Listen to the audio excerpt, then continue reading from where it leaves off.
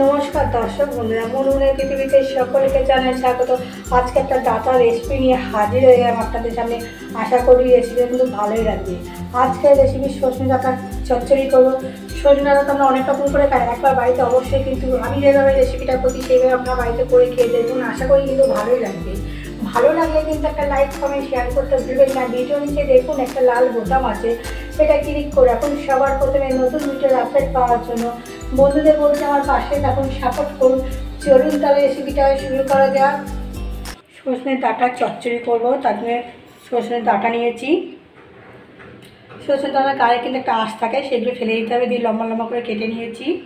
আলু, ঝিঙে, পটল, বেগুন, বিম, গাজর, টমেটো সবজিগুলো আপনারা আন্দাজ বুঝে নেবেন। আর সব সবজিগুলো কিন্তু আমি লম্বা করে কেটে নিয়েছি, এক মাপ করে কেটে নিতে হবে। এবার মূল রান্নায় চলে যাব। গ্যাসে একটা কড়া বসিয়ে দিয়েছি, কড়াতে সর্ষের তেল দিয়ে দেবো। তেলটা গরম হয়ে গেছে, তেলের মধ্যে পাঁচফোড়ন দিয়ে দেবো।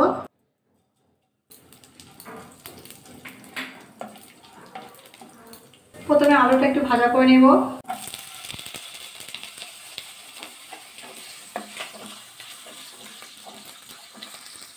আলুর মধ্যে লবণ দিয়ে দেবো, দিয়ে ভাজা করে নেবো হালকা করে।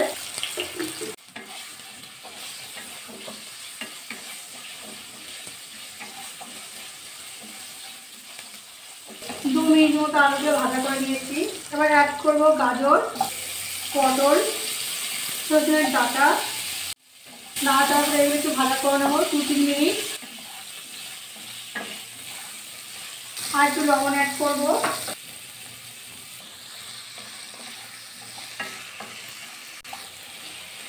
একটু নাড়াচাড়া করে নিয়েছি, ঢাকা দিয়ে দেবো। ঢাকা দিয়ে কিন্তু অনেকটা কিন্তু তাড়াতাড়ি বয়েল হয়ে যাবে। সবজি ভাজা করতে করতে এদিকে কাঁচা লঙ্কা আর 2 চামচ পোস্ত বেটে নেব। 2 থেকে 3 মিনিট ঢাকা দিয়ে রেখেছিলাম, এবার ঢাকাটা খুলে নেব। সবজিগুলো কিন্তু অনেকটা একটু নরম হয়ে গেছে। এবার এতে অ্যাড করবো বেগুন, বিম, ঝিঙে, টমেটো। এবার সব সবজি দিয়ে আরেকটু ভাজা করে নেব। আপনারা বলতেন এই সবজিগুলো আপনারা একসাথে দিলাম না কেন, বেগুন কিন্তু নরম, প্রথমে দিলে কিন্তু গলে যেত। ঝিঙের থেকে কিন্তু জল বেরোয়, তার জন্য দিলাম না। আর ডিমও কিন্তু বেশি একটা সময় লাগে না ভাজা করতে, তার জন্য সব পরে দিলাম এগুলো। এবার এতে অ্যাড করবো একটু হলুদ,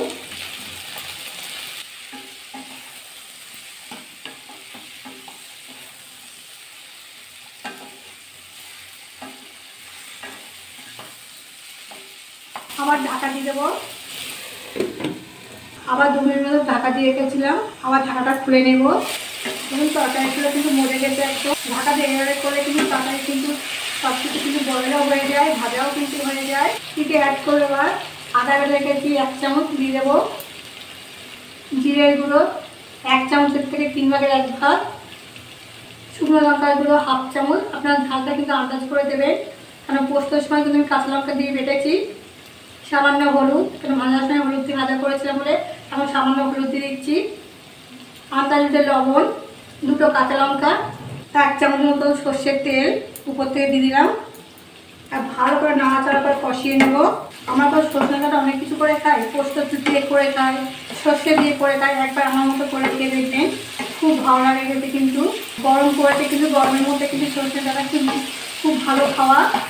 বন্ধু বলবো এই রেসিপিটা কিন্তু বাড়িতে অবশ্যই করবেন, করে কিন্তু আমাকে কমেন্ট করে জানাতে বলবেন না কেমন লাগবে খেতে। সবজি দিয়ে মশলাটা দিয়ে ভালো করে কষিয়ে নিয়েছি। এবার পোস্ত আর কাঁচা লঙ্কা বেটে রেখেছিলাম সেটা দিয়ে দেবো।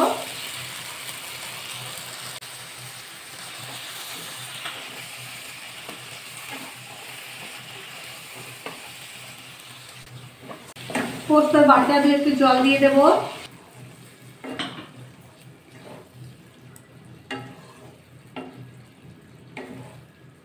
পোস্ত দিয়ে কিন্তু বেশি সময় কষাতে হবে না।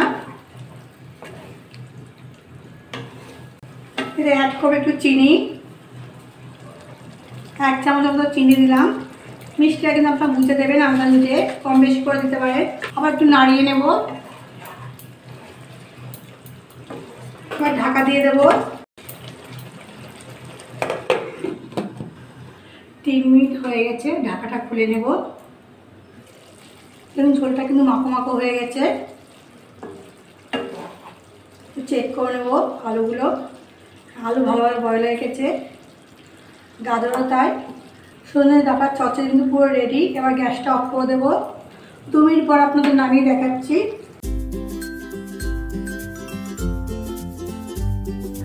বন্ধুদের বলো অবশ্যই কিন্তু এই রেসিপিটা বাড়িতে করে খেয়ে দেখবেন, আশা করি কিন্তু খুব ভালো লাগবে খেতে।